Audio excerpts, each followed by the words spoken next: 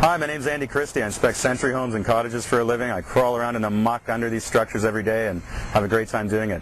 I've inspected about 4,000 structures. This one's going to be 4001. It's a big, solid, castle-like century home in Aurelia, and by the time we're done, we're going to know every square inch. We couldn't help but noticing some people doing some roofing down the street here. They're putting metal roofing over top of existing soggy shingles. No good can come of that. Always a good idea to remove wet, oatmeal-like shingles before you install any kind of roof over top of them. Only way to fully assess a structure is to get in a crawl space and prod every single piece of wood, because sometimes it looks fine and it's really punky, other times it looks horrible and it's perfectly sound.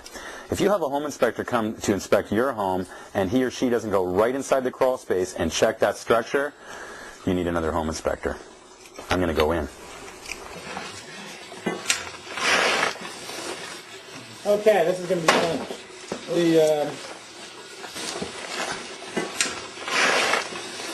I usually charge a little bit more money to inspect a crawl space because someone's got to pay for my massage therapy and chiropractic work.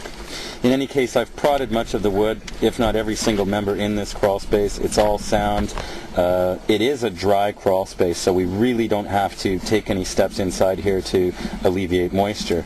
Certainly the plastic at the underside of the floor assembly is not recommended because in a more wet environment, that plastic up here will trap moisture and cause moisture decay at the underside of the floor assembly. And if you ever did find moisture in here, it would probably result from a plumbing leak, like where this galvanized pipe meets this copper pipe right here. That type of junction is, in my opinion, overrated as a hazard, but it's something that insurance companies certainly have an interest in, and it's worth noting as a red flag to a buyer or a homeowner. People want easy answers. People live in houses. They don't want to go home and start examining the building envelope around their house when they get home to understand why water's going in. So they get the yellow pages out, they call a foundation contractor, a basement contractor. Almost invariably, those contractors are going to recommend perhaps doing more work than is necessary or practical. What do you want to do? You want to do the smallest amount of work. So, for example, we have a high probability of this water infiltrating through the foundation wall. It's very, very simple. I consider it an opportunity to help alleviate water entry into the basement. All we have to do is put eaves troughs on this low roof, extend the downpipes well away from the house, and you're going to promote a dry basement. So here we are at the inside face of the foundation wall now. We looked at the outside. We're trying to understand specific entry points for water. And again, when you get rid of the specific entry points, you usually don't have any more water entering the basement. What we've got here is a situation where people perhaps have tried to use a spray foam as a moisture inhibitor. Doesn't really work. It's really more for drafts, and that's fine. What we want to do here is install a vertical foot of stone inside the window well, outside, and that facilitates downward drainage of water. We seal the joints around the window itself, and also a great tool is to install a polyplastic cover over top of the window well. So that might sound like a lot of work to some people.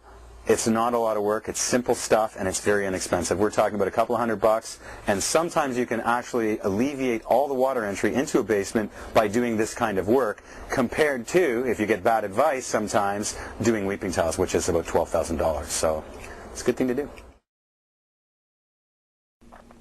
Whether you're buying an old century home, a cottage, or a new home that's under warranty, home buyers can benefit significantly from home inspectors' unbiased advice. The only thing a home inspector should be selling on site is their expertise.